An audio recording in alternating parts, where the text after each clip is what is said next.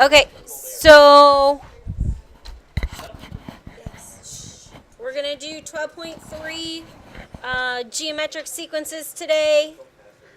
So by the end of today, you're going to be able to find the constant ratio R of a geometric sequence and find sums and determine if a series converges or diverges. So when you have a geometric sequence, we have a new formula. Remember before we were talking about arithmetic sequences where you had a sub n equals a sub 1 plus n minus 1 times d. Right? Now, for geometric sequences, you have a sub 1 times r to the power of n minus 1, where r is going to be your constant ratio. And do you guys remember if the ratios are constant from Algebra 2, that it would be exponential? You could write an exponential equation from those. Now, r can't be 1 because if the common difference was 1, what would happen? It would be the same. So it would be a straight line, right? If you just had the 1. So this is the new formula that we're going to be using.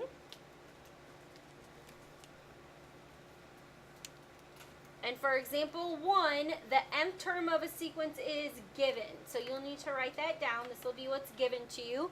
Your a sub n equals 2 times 4 to the n minus 1. We're going to find the first 5 terms of the sequence, the common ratio r, and then we're going to graph the terms we found in part A.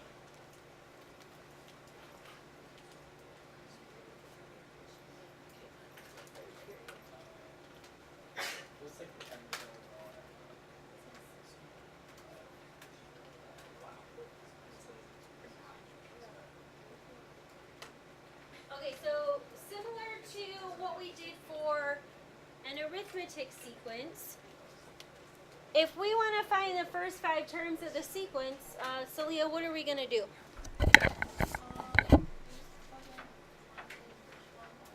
Okay, yeah, so we're going to substitute in 1 for n. Okay, so if we substitute 1 in for n, 1 minus 1 is what? 0. Anything to the 0 power is 1. 1 times 2 is 2. Okay, so we know a sub 1 is going to be 2. What's another way we'd know that a sub 1 is 2? Yeah, it matches up with the formula, right? If this is our formula, a sub 1 times r to the n minus 1, because that has the same setup, your a sub 1 you know is going to be 2. Okay, so then let's plug in 2. If we plug in 2, 2 minus 1 is going to be 1. 4 to the first is 4. 4 times 2 is 8. Do we also know from our given formula what the constant ratio is? Yeah, Emily, what is it? That's your a sub 1. So a sub 1 is 2. What's your constant ratio? Yeah, so if your constant ratio is 4, that means to get from one term to the next, what would we have to do?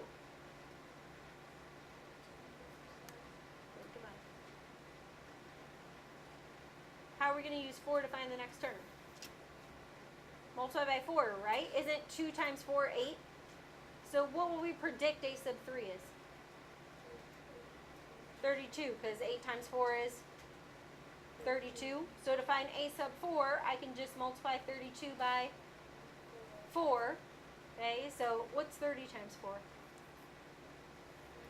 120. And then 2 times 4 is 8, so it'll be 128. And then we can also do 128 times 4.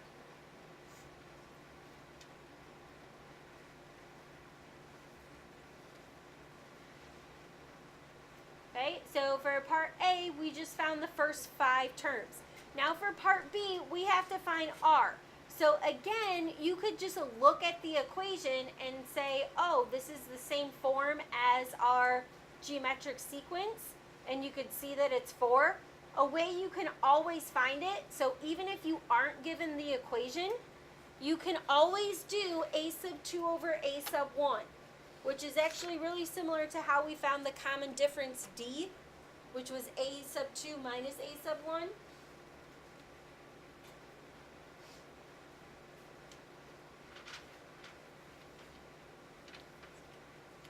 And then for part C, we are going to plot our points. So we're going to graph the terms. Remember, when you're graphing and you have a sequence, what's the one important thing that you need to remember? Don't connect them, right? Because the domain is only what? The natural numbers. Okay, so if I'm going to graph this, let's first identify what my points are going to be. So for A sub 1 equals 2, if I plug in 1, that's going to be my x value. My output is going to be 2. Okay, Tate, what was my input for A sub 2? That's my output. Oh. So my input is? 2. Yep, my output is? 8. Okay, and then Jesse, for the next one, what's my point going to be? 3, 32. Good. Okay, Lauren, what's my next one? 4, 28. Okay, Adam, what's my last one? Say again. What's my last point that I have to plot? Oh, 5. Okay, so if I'm going to plot these, I have to go all the way up to 512. What I'm going to do is I'm going to make my scale go by hundreds.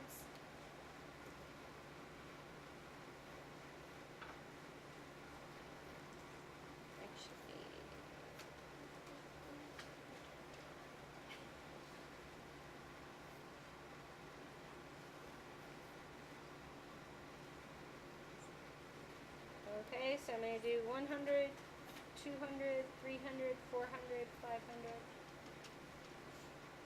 And 1, 2, 3, 4, 5. Okay, and then I'm going to plot my points. Okay, so we're going to start off with our grid. So 1, 2 on this scale is going to be really, really close to the edge. Same thing with 2, 8. 332 is going to be a little bit bigger. And then I have 4, 128. And then I have 5, 512. Does that look like the normal shape that we're used to seeing our exponential functions go? Yeah, it's going to be curved. It's either a curve up, sometimes a curve down. Okay, so that will be our graph.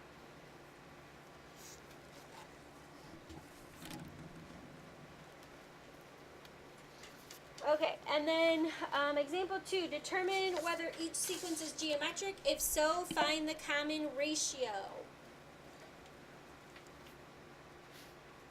So in order for it to be geometric, that means A sub 2 over A sub 1 should be equal for all of these. Okay, so to find this, we're going to do A sub 2 over A sub 1. So for the first one, it's 1 over 5. That has to be equal to 0.2 over 1. That would have to be equal to 0.04 over 0.2. Okay? Do you guys know, does 0.2 equal 1/5? Okay? Yes, it does. I always remember that because when I count my money when I was younger, I'd have the $20 bills, and once you got 5 $20 bills, how much money did you have? 100, right? Okay? Another way you can do this without using a calculator is I can multiply these by what? Yeah, I would multiply by 100, right? So if I multiply this by 100, that's the same thing as 4 over 20. Is 4 over 20 going to be 1/5? Yep. So 1/5 equals 1/5, which equals 1/5. Okay, so yes, it's geometric. Okay, and then the constant ratio is either 1/5 or you could write it as 0.2. Okay, so yes, it's geometric. Your constant ratio you can either write as 1/5 or 0.2. Could you bring it as 5 to 9 first? No, I prefer not. Okay, and then let's do part B. Okay, so for part B, if I start writing out my a sub 2 over a sub 1, what is 90 over 180 reduced to? 1/2. Okay, and then I have 60 over 90. So 60 over 90 is like 6 over 9. What does that reduce to? 2/3. So right away, I know those are not equal. If those are not equal, then my answer is no. Okay, and that's because the ratios are not constant.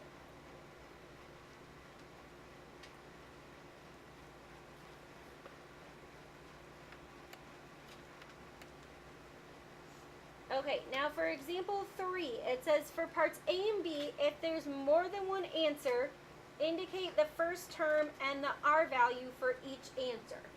Okay, so I'll go over with you specifically how I want you to write your answers and why there are going to be so many different cases for these. So there are going to be a lot of different cases. So for part A, it says find the 7th term of the geometric sequence with the given terms. So the first thing that you want to do is find the common ratio. Okay, so to find the common ratio, I'm going to show you how you can find this with any term. Do you guys know what's actually special about these two? A sub 4 and A sub 5? Yeah, did he? Yeah, they're right next to each other, right? So you could just do what with these? You could just divide them. Now, they're not always going to be right next to each other, so I'm going to show you how you can solve. But with this one, this is a special case. So you could always use your formula. A sub n equals A sub 1 times r to the n minus 1. Now, remember with our equation with arithmetic sequences and series, did this have to be A sub 1? No, we could change it. So we can do the same thing here. So I could plug in A sub 5 and A sub 4, but then how would that change my exponent? Abby, what would my new exponent be? Good, 5 minus 4. Okay, so you have A sub 5 equals A sub 4. In this case, it's just going to be R because they are right next to each other. And I can plug in my negative 40 and negative 8 and then solve. Okay, the R is going to be 5. But if it's anything besides 1, what am I going to have to use to solve?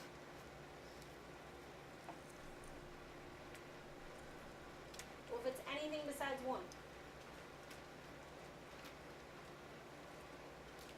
So let's pretend it's 2. What would you have to do? Yeah, that takes root. Okay, so you can square root, cube root, fourth root, whatever you need to do to get R by itself.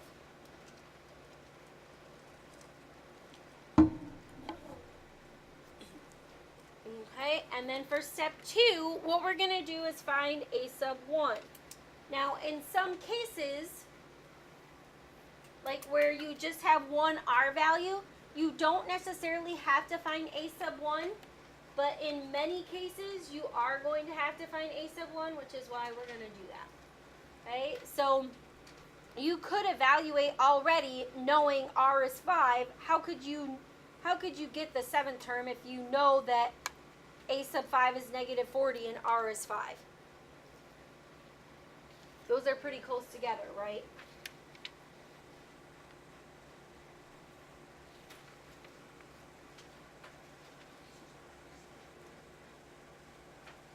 Don't divide, but multiply. Okay, so if you're doing this on your homework, you can write out how you found your R term, and then wouldn't A sub 6 just be, if A sub 5 is negative 40, wouldn't A sub 6 just be 5 times negative 40? Yeah, and what is 5 times negative 40? What's 5 times 4? 20. Okay, so then you put the extra 0 on. So A sub 7 is just going to be 5 times negative 200, which is going to be negative 1,000. Okay, so could you do that on your homework? Yes, absolutely. Okay, could you do that on a test? Absolutely. Okay, a lot of them are going to require more work. So I'm going to show you how you can do that in this one and in the next one. Okay, so this is one way that you can solve it if you have one R value. And then we are going to do one where you have more than one R value. Okay, so to find a sub 1, again, you can use this equation. You can pick if you want to use a sub 4 or a sub 5. I always choose the one that is the smaller term. So a sub 4 is smaller than a sub 5, so I'll use that. Okay, so I know a sub 4 is going to be negative 8. I already know my R value is 5. 4 minus 1 is going to be 3. And 5 cubed is 125. So a sub 1 is going to be negative 8 over 125. Okay, wherever possible, keep that as exact as possible. And I would prefer a fraction, but if you wrote down the exact decimal, that would be fine as well.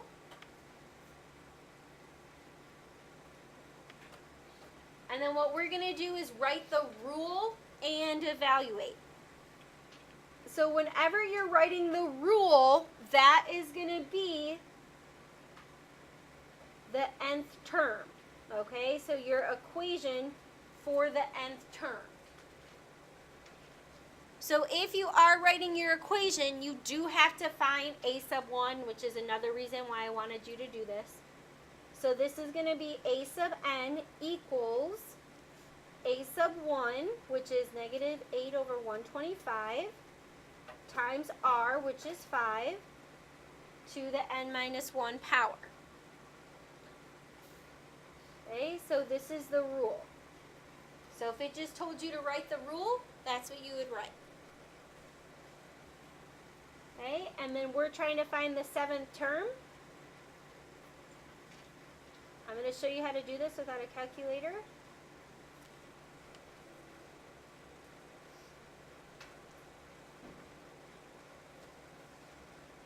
Okay, so this is the same thing as negative 8 over 125 times 5 to the 6. Do you guys have any ideas on how we can simplify that without a calculator? Yeah, Jonathan? Subtract exponents. Okay, good. So 125 is the same thing as what? Minus 5 squared. 5 to the 5 cubed, right? So if I'm dividing, this is the same thing as negative 8 times 5 6 divided by 5 cubed. What is 5 6 divided by 5 cubed? It's 5 cubed, right? Which is 125. So I just have to do negative 8 times 125. Before you reach for your calculator, let's do it without it. So what's negative 8 times 100? Negative 800, right? What's negative 8 times 25? 200, right? Because 4 times 25 is 100.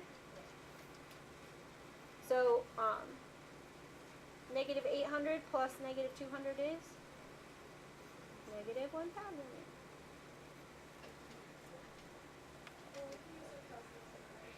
Yeah.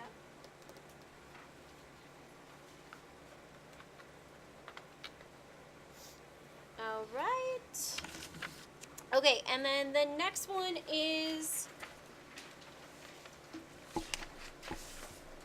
the same thing. Okay, so I want you to try to do step 1. Okay, so just to recap, for step 1, we're using our equation, and then we're solving to find r. Okay, so we're using the equation, and then we're solving to find r. And if it helps, because you are kind of new to this equation, to write down what the standard equation is first, you can go ahead and do that. Okay, and notice that for this one, we're trying to find the 8th term.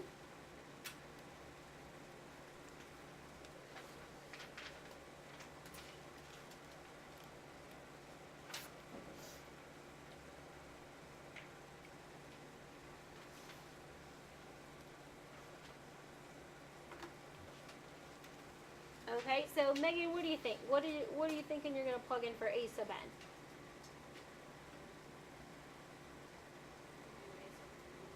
Okay, or you could also do what?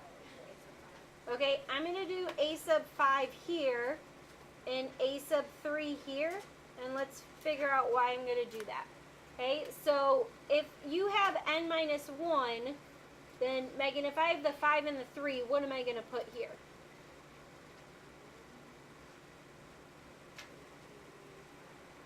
Yep, 5 minus 3. So why would I rather have 5 minus 3 than if I would have put 3 here and 5 here?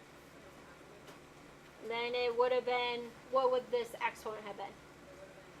It would have been negative, and I still could have solved it. I would have done 1 over r squared and then cross multiplied. I can do that.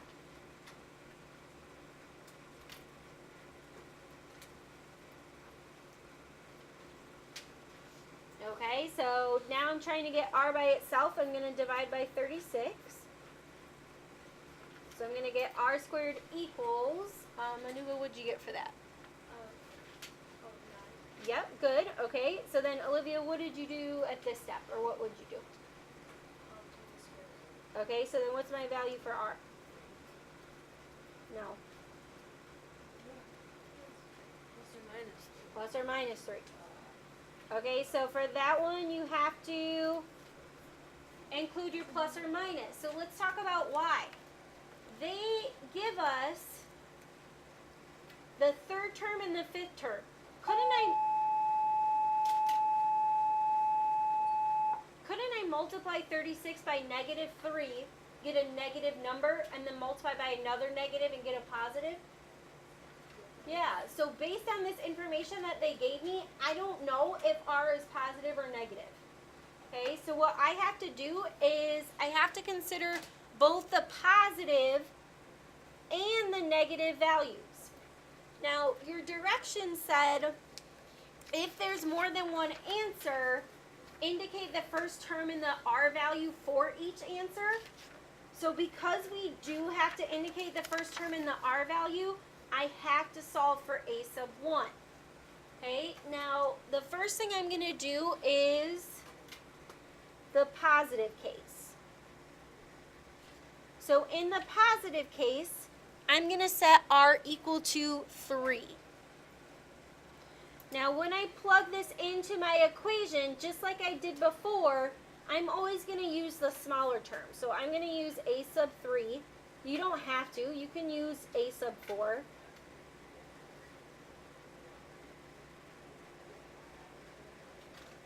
Okay, and I know my r value and I know my a sub 3. So a sub 3 is 36.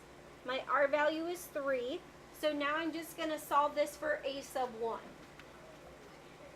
Okay, and this is the positive case.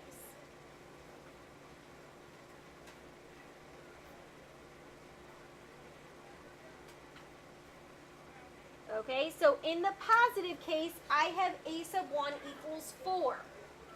Now I'm going to see what happens in the negative case.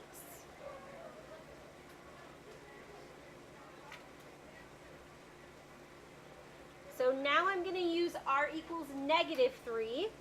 So I'm still a sub 3 equals a sub 1, but now it's negative 3.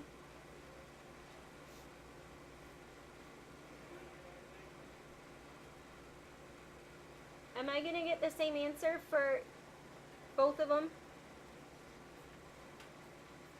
Am I always going to get the same answer for both of them? No. Jonathan, can you tell me when I wouldn't? If we were told, well, if the difference were an odd number. Exactly. If the difference here between this term and the first term was odd, then wouldn't this be a negative? Yeah, so these do not have to be the same. Okay, so your a sub 1 values are not always the same. Okay, so if you have an odd exponent, they would be different. But wouldn't that mean that if we have an odd difference, we would take an odd root, and therefore we wouldn't know if it were positive or negative?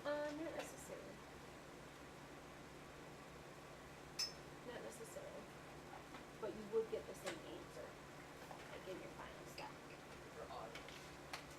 If you had the plus or minus here, and then you had the odd, and then these were separate, then you get the same answer If we then. have difference, that means one was even and one was odd.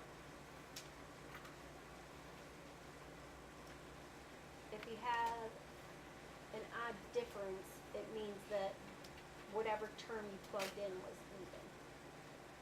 Yeah, one of them was even, the other one was odd. Well, this one's always going to be odd, so it'll always be 1.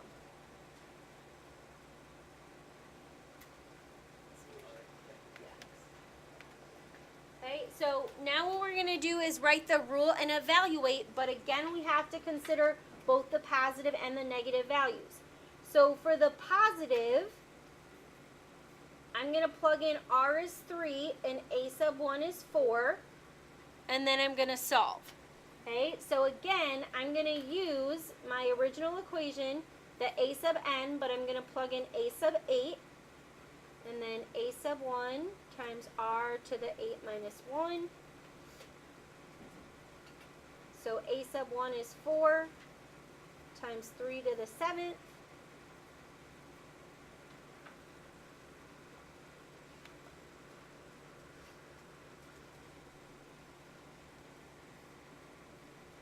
And Lauren, will you tell me what you get for that?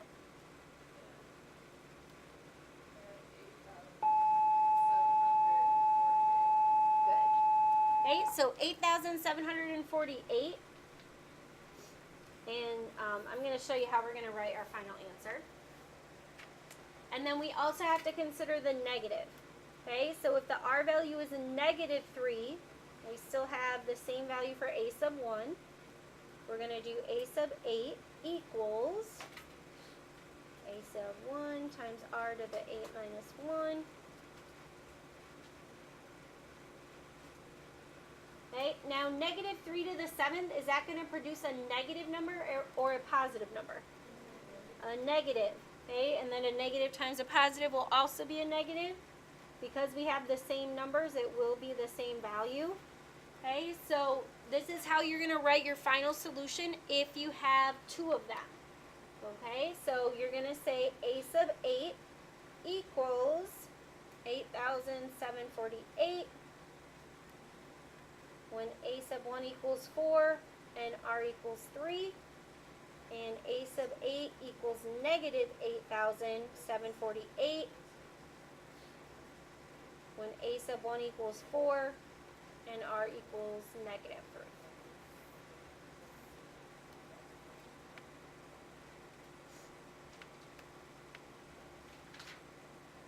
Okay, and as you're writing that down, I'm going to talk about why you're writing it like this.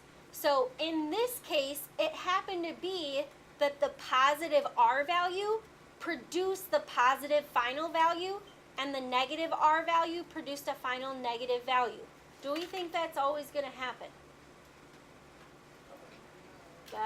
Not necessarily. So it's going to depend on what your equation is and the terms that you are given. So in some cases, depending on your equation and depending on your terms, you could have a positive r value that produces a negative value for the term that's indicated. Okay, which is why you need to identify what your first term is and what your r term is for your given value, so you know where those are coming from. And then the next thing we're going to talk about today is going to be the partial sums of a geometric sequence. So this is going to be a new equation for your partial sum. So S sub n is going to equal a sub 1 times 1 minus r to the n over 1 minus r. And this is still where r cannot be 1. Okay, now you will have a formula sheet on your quiz / test / only assessment you'll have for chapter 12. And that is on my teacher page right now, and I will be posting it in Google Classroom. Okay, but it is in my teacher page.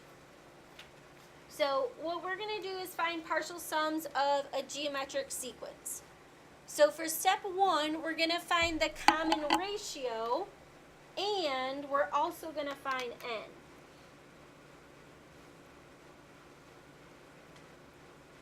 Okay, so in order to use this equation, see how I need r and n? Why did I say that we don't need to find a sub 1? We already have it, right? This is going to be your a sub 1. Okay, so this is your a sub 1 term, your a sub 2, your a sub 3. This is your a sub n. So we have to find out what that is. So first let's find the common ratio. Okay, and Bruno, what's our equation for finding the ratio?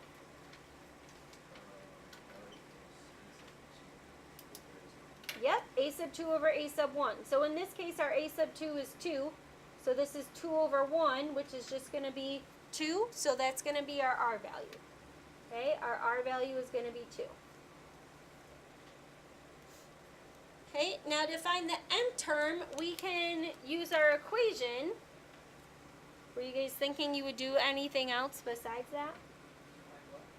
To find the n value? Oh, we are going to use that.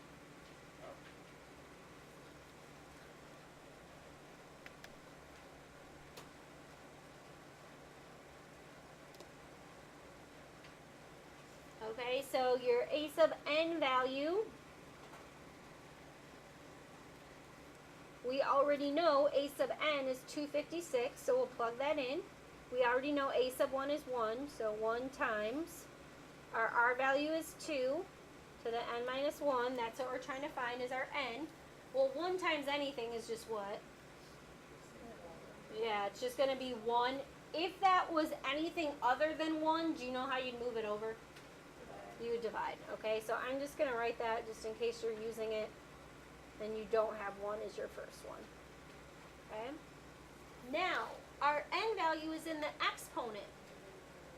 So what do we have to do? Do it. Yeah, log. Okay, it'll probably be the easiest if we use a log with a base of what? 2. Because if we do log base 2, right? Log base 2 and 2 are going to cancel out. And then we can evaluate on our calculator log base 2 of 256, which is really, we're just trying to find out 2 to what power is 256. Do you guys know like what 2 to the 6th power is? What's 2 to the 3rd power? 8. Okay, so 8 times 8 would be 64. That would be 2 to the 6th. So you could also just kind of guess and check. Oh, 2 to the 7th is 128. 2 to the 8th is 256. You can also just take your log. Okay, so when you take the log base 2 of 256, what do you get? You should get 8 for log base 2 of 256. Do you guys remember how to calculate that? You can also do the change of base formula on your calculator, or you can also just, I know a lot of you have the log base 2 of 256, or you can also do the change of base formula, so the log of 256 divided by the log of 2. Okay, so then that would be 8, which means your n value would be 9. Okay, so if your n value is 9, that's going to help us find the partial sum. So for step 2, we have to find s sub 9. Okay, so to find s sub 9, we're going to use our formula. So a sub 1 is 1 times 1 minus r to the nth, or 1 minus 2 to the 9th, over 1 minus r, or 1 minus 2.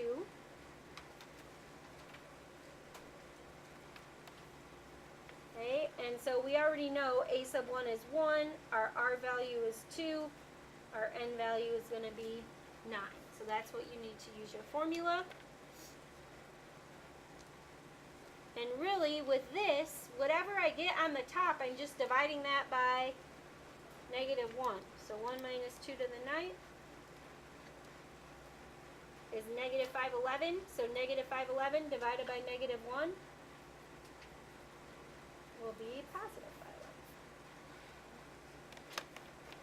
511. Okay, so make sure that your sum makes sense. If all of these are positive numbers, would my sum be a negative number? No. All right, good. Let's go to the next. Okay, so for B, we're doing the same thing. We have the same directions. We're going to find the sum, but this is given to us in a different format. So we still want to use the same equation. Remember, to use that equation, we have to know a few things. We have to know n, we have to know a sub 1, and we have to know r. Okay? So first, let's find a sub 1.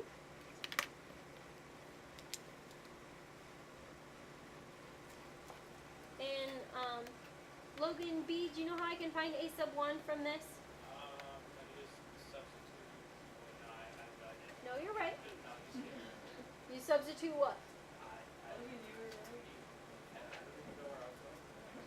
Well, if you want to find a sub 1, you put 1 in, right, for k? yeah, you're going to plug in 1 for k. So I'm going to do a sub 1 equals 1 half, and then k minus 1 is 1 minus 1. And 1 minus 1 is 0, so anything to the 0 power is just what? Is 1. So in this case, our a sub 1 is going to be 1. Okay, so in order to know what partial sum we have to find, we have to know our n value, the number of terms. Lydia, do you remember how to find the number of terms from this? Yeah, 6. Yep, so there'd be 6 terms. So if it's k equals 1, it will just be the number on the top. But what if this was k equals 2? How would you find it? Yeah, subtract the top and the bottom and then add 1, right? Okay, so we're going to find s sub 6. Okay, so there are 6 terms.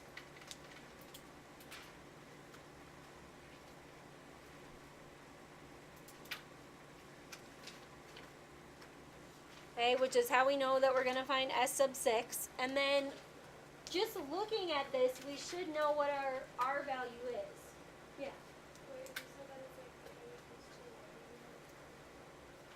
Oh, if it was k equals 2, you would subtract and then add 1. So whatever the top number is in the bottom, you're going to subtract and then add 1. So like 6 minus 1 plus 1 is going to be 6.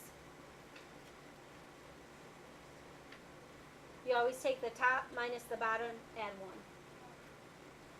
1. And then we do need to know what our r value is. And George, can you tell me what it is? Yes, okay, so your r value is going to be 1 half. And George, can you tell me how you knew it? Well, I put 2 in and I subtracted the 1 and then it's 1 and then I put that over 1 and I got 1. Okay, good. So one way that you can find the 1 half, if you already know what a sub 1 is, you can find a sub 2 and then do a sub 2 over a sub 1. This is also going to have the form of a sub n equals a sub 1 times r to the n minus 1, except because a sub 1 is 1, you just can't see it. But it's not always going to have this form. Okay, so like George said, to find r, you can also find your a sub 2. A sub 2 is 1 half, because 2 minus 1 is going to be 2. So r is going to be a sub 2 over a sub 1, or 1 half over 1, which is 1 half.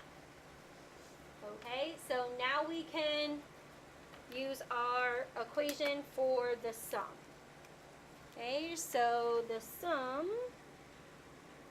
for 6 terms is going to be a sub 1, and then 1 minus r to the nth term over 1 minus r.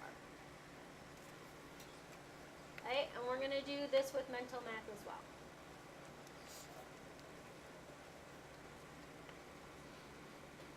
Okay, so anything times 1 is just going to be itself. When I raise this to the 6th power, 1 to the 6th power is going to be 1. Do you guys remember how I said you could find 2 to the 6th? So let's cut it in half. What's 2 to the 3rd? 8. So 8 times 8 is 64. And then 1 minus 1 half is 1 half. What's 1 minus 1 over 64? Yeah, 63 over 64, right? Because if this is just 1, it's 64 over 64, right? So 64 over itself is 63. So let's skip, flip, and multiply. This is going to reduce. How many times does 2 go into 64? 32.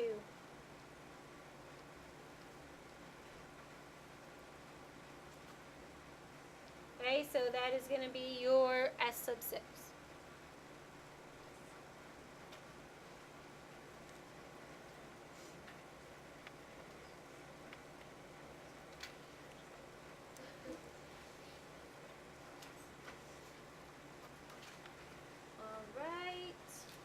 And then the last thing we're going to talk about today is infinite series that either converge or diverge. So this chart actually has a lot of important information in it. The first thing it tells us is if the absolute value of r is less than 1, then the infinite geometric series converges. Okay? So if the absolute value of r is less than 1, then the infinite geometric series converges, and the sum is given by this equation. If the absolute value of r is greater than or equal to 1, then the series diverges. Okay, so I'm going to tell you what this means and why that happens.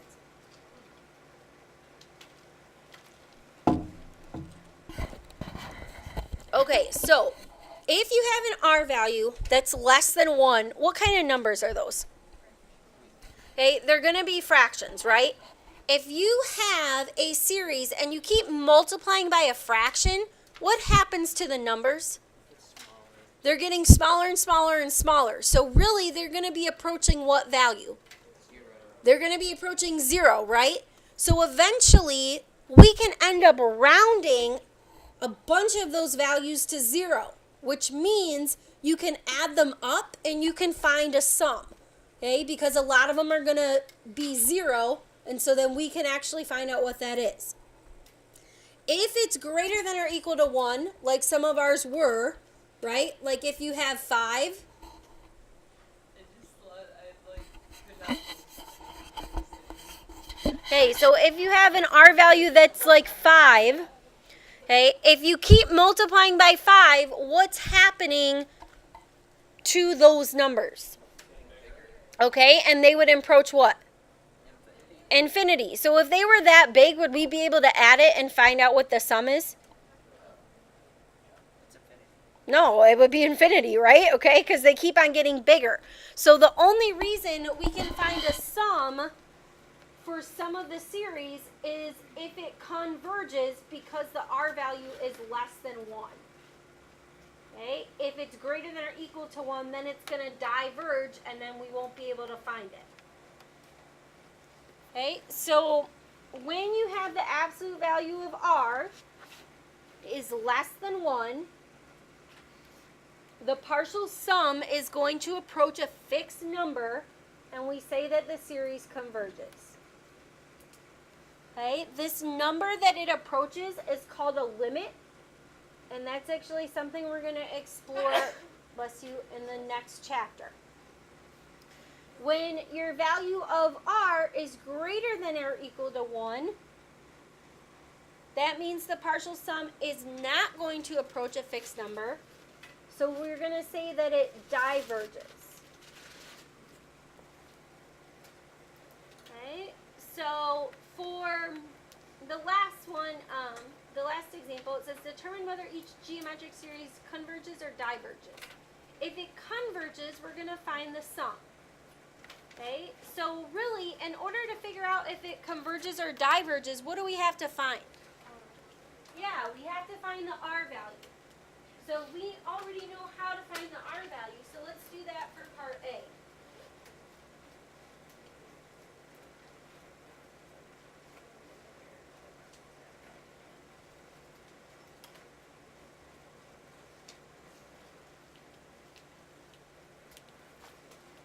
Okay, so Nathaniel, how are you finding your R value? I just did the second number in series divided by. Perfect. Okay, so the second number of the series divided by the first number. So we had negative, and we do have to take the negative with this, so it's negative 0.2 over 1. Okay, which is going to be negative 0.2. So because the absolute value of this, if it's negative 0.2, Abby, is that going to be less than 1 or greater than or equal to 1? It's going to be less than 1. Okay, so Logan E, if it's less than 1, does the series diverge or converge? Nope. So if it's less than 1, right, then it's going to converge, which means, can we find the sum? Yes. If it converges, it means it's going to a certain number. So then we are going to find the sum using this formula. So it does say just A. It really is the same thing as A sub 1. So if you want to just put your A sub 1 there, if this is 1, this is going to be 1. So your S value is A sub 1 over 1 minus R.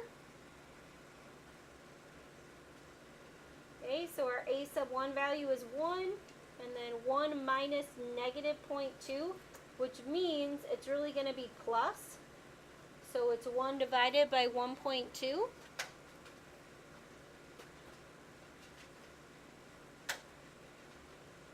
And for these, I believe your directions will say to round to the nearest hundredth.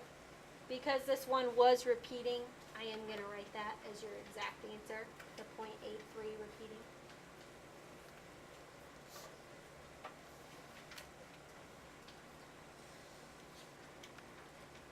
Okay, and then for part B, we're going to do the same first steps.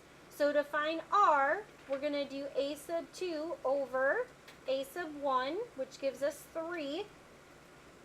So then we ask ourselves, what's the relationship with 3 and 1?